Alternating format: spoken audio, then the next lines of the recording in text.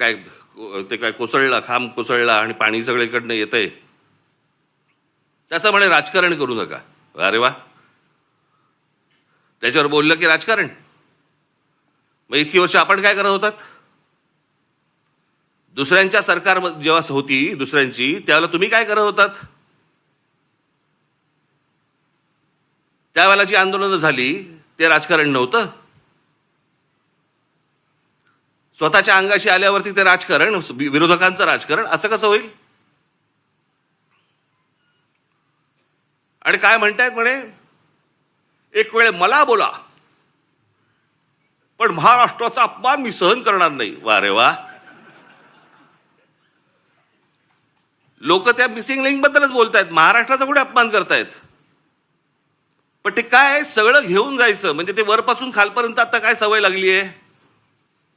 केंद्र सरकारच्या कुठच्या गोष्टींबद्दल बोललं की तुम्ही देशविरोधी. आता केंद्र सरकारची कामं आहेत ती, त्याच्यात देशाचा काय संबंध?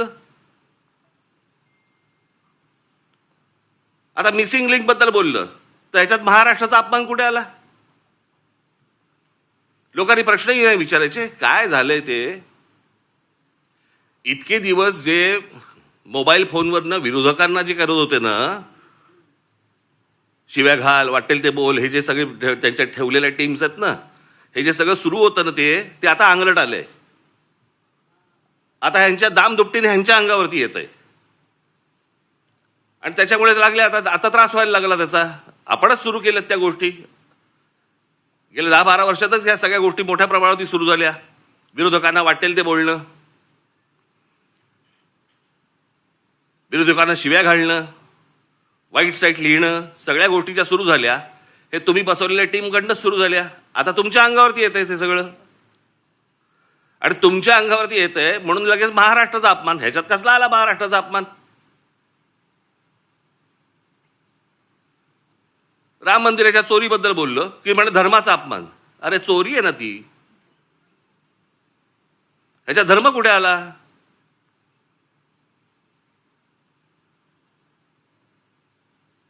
बरं, त्या मंदिराबद्दल आम्हालाही आस्था आहे, प्रत्येक हिंदूला आस्था असेल. तिथे ज्या वेळेला 1400 कोटी रुपये ज्यावेळेला चोरले जातात, काहीही म्हणजे किती पडदा किती असावा यांच्या समोर.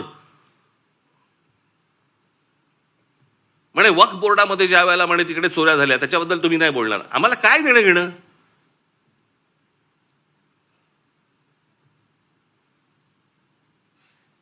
राम मंदिरामध्ये लोकांनी जे दानपेटीमध्ये टाकलं, जे श्रद्धेने त्या मंदिरासाठी दिलं, त्याची जर समजा चोरी होत असेल तर ह्याच्याबद्दल बोलणार नाही, बोलायचं नाही.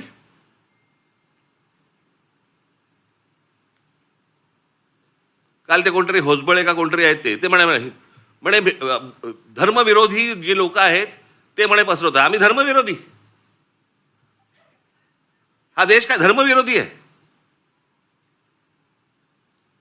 तुमच्याकडे राम मंदिरामध्ये लोकांनी श्रद्धेने दिलेल्या गोष्टींची चोरी होते आणि हे सांगणारं कोण होतं? हे बोलणारं कोण होतं? भारतीय जनता पक्षाचा खासदारच पहिलं बोलला की राम मंदिरात चोरी झाली म्हणून. आम्ही बोललो? हा देश बोलला? इतर राजकीय पक्षाचे कोणी लोक होते ट्रस्टी म्हणून, तिथे ट्रस्टी कोण आहेत? 15 ट्रस्टी आहेत तिकडे. 15 ट्रस्टीपैकी त्यातले जवळपास 12 हे केंद्र सरकार नेमतं, आणि त्या 12 पैकी केंद्र सरकारने जी नेमलेली माणसं आहेत ती RSSशी संबंधित आहेत, विश्व हिंदू परिषदेशी संबंधित आहेत, भाजपशीच संबंधित आहेत, बाकी कोणीच नाहीये. केंद्र सरकार आणि राज्य सरकार नेमलेले IS अधिकारी आहेत. तिथे जर 1400 कोटी, आत्ता 1400 कोटीचा आकडा आलाय, मुळात कितीची चोरी झाली माहिती नाही आपल्याला.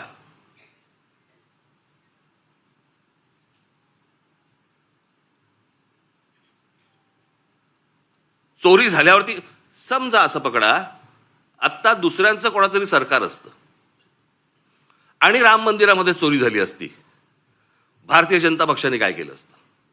RSSने काय केलं असतं? विश्व हिंदू परिषदेने काय केलं असतं? मोर्चे काढले असते, सगळ्या गोष्टी केल्या असत्या, त्याच्यात नाही राजकारण. आता तुमची सत्ता आहे म्हणून विरोधकांनी केलं की त्याच्यामध्ये राजकारण आणू नका म्हणे.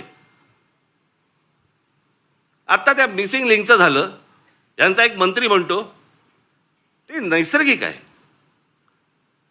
ती गोष्ट नैसर्गिक आहे, त्याच्यामध्ये राजकारण आणू नका, हे लक्षात ठेवा. हे तुम्ही काय अमरपट्टा घेऊन आलेला नाही आहात. उद्या तुम्ही विरोधी पक्षात जाल आणि ज्यावेळेला अशा काही घटना घडतील तेव्हा तुम्ही राजकारण करू नका. तेव्हाही सांगा लोकांना की नाही नाही नैसर्गिक आहे. एक झाड पडून काय मुलगा जातो, काय माणूस जातो, एक मुलगा शाळेमधला मुलगा गटारात काय पडतोय, काय नाही म्हणे, नैसर्गिक आहे. नैसर्गिक? तुमचं सरकार आहे म्हणून सगळं नैसर्गिक, त्याच्यावर राजकारण करू नका, त्याच्यावर कोणी बोलायचं नाही. दुसऱ्या पक्षांची सरकार असली की हे यांचं राजकारण सुरू करणार, हा कुठचा प्रकार? त्या मिसिंग लिंकचं बाबा तिथे नशीब माणसं नाही मेली.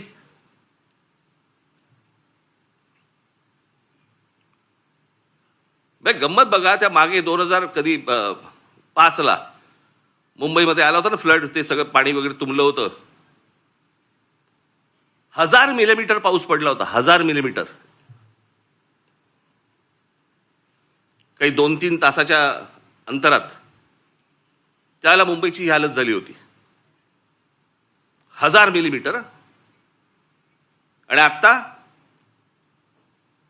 300-350 मिलीमीटर पाऊस पडलाय. मुंबई तशीच तुंबलेलीच आहे.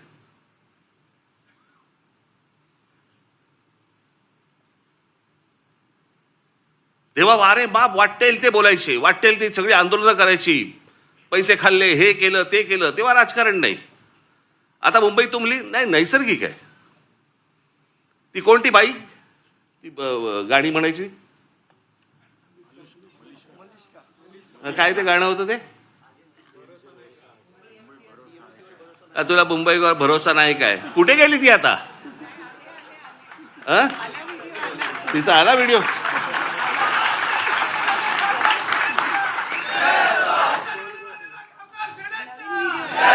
नवीन व्हिडिओ आहे का, जुनाच टाकलाय?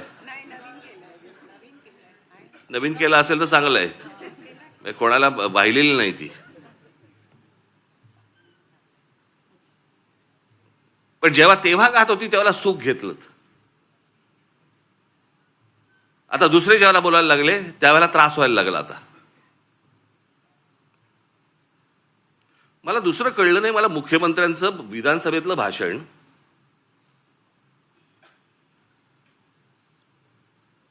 की या मिसिंग लिंक प्रकरण हे उत्तम दर्जाचं ते काय कन्स्ट्रक्शन आहे वगैरे वगैरे सगळं झालं, आणि ह्याचं जर समजा कोणी राजकारण करत असेल आम्ही बघून घेऊ त्याला. मुख्यमंत्री आहेस ना तू, बघून घेऊ. बरं झालं ते झालं. पुढे वाक्य संपल्या हिंदीतून सुरू झाले. मिसिंग लिंक के बारे में अगर कोई राजनीति करे, कोणासाठी हिंदी बोलणार? समोरचे आमदार मराठी, महाराष्ट्राची विधानसभा, महाराष्ट्राच्या विधानसभेमध्ये आमचा मुख्यमंत्री, महाराष्ट्राचा मुख्यमंत्री हिंदीत बोलतो. कशासाठी? कोणाला सांगायचं होतं? कदाचित आपल्याच पक्षातल्या वरच्या लोकांना सांगायचं असेल, बघून घेईन.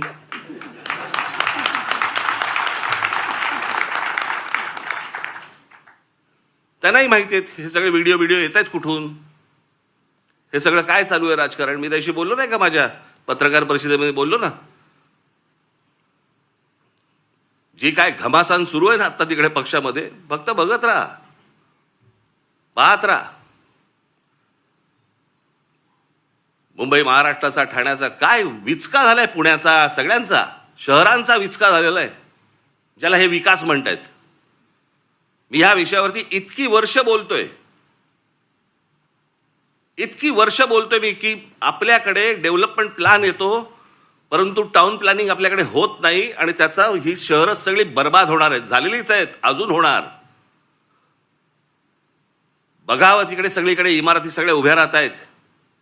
माझी तर विनंती आहे मुख्यमंत्र्यांना, सगळी कन्स्ट्रक्शन एकदा बंद करून टाका.